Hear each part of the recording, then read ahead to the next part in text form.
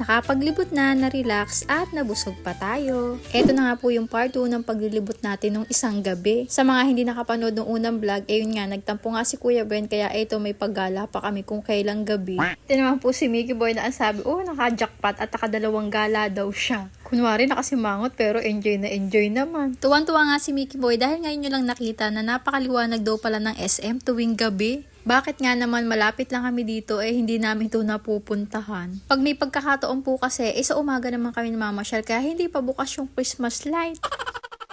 Aba, ang sarap din pala mamasyal ngayon na dito sa bayan at napakaliwanag na dahil sa mga pailaw. Aba bongga, naunahan natin magpailaw ang tanawan. Char, action bilis talaga.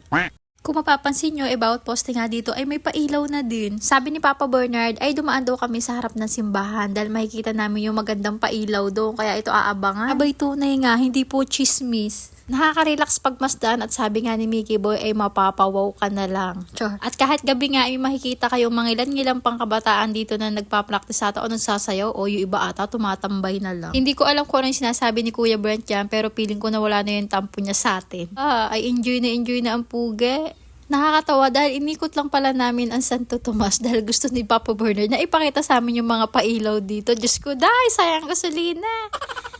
Pero sulit naman dahil sa tanang buhay ni Mickey, ngayon lang talaga siya nakagala ng gabi sa Santo Tomas. Ngayon pala kasi siya nakaka-appreciate na maganda daw pala dito kapag maliwanag at maraming Christmas light. Nabuog daw yung Christmas tree namin dahil napakalaki daw ng nandito. Abay sabi ko kahit dali mo yan sa bahay natin, hindi naman magkakasya kapag ganyang kalaki. Abangay. Tinanong nga kami ni Papa Bernard kung gusto namin bumaba para mag-picture-picture dyan. Sabi ni Mickey Boy, wag na daw. Tapos susunod natin destination Tanawan naman. Diba to yung ganito magdi-December napakagandang pailaw ng Tanawan. Yun nga lang, nawala naman po sa isip natin na tuwing November pa pala ang pailaw doon. Kaya nung pumunta kami doon, nabokya kami. Excited pa naman kami doon kami magpipicture kasi kita man niya naman tuwing taon-taon. Sino naman nakakaranas dyan pumunta sa Tanawan? Napakaliwanag naman, diba? Buhay na buhay talaga yung lugar dahil sa maliwanag na ilaw. Nagkatawanan na nga lang at napabili na lang ng paborito ng lahat, ang shawarma. Medium lang po ang binili natin at 4 na piraso pero hindi ka naman mabibigo sa lasa kasi masarap siya.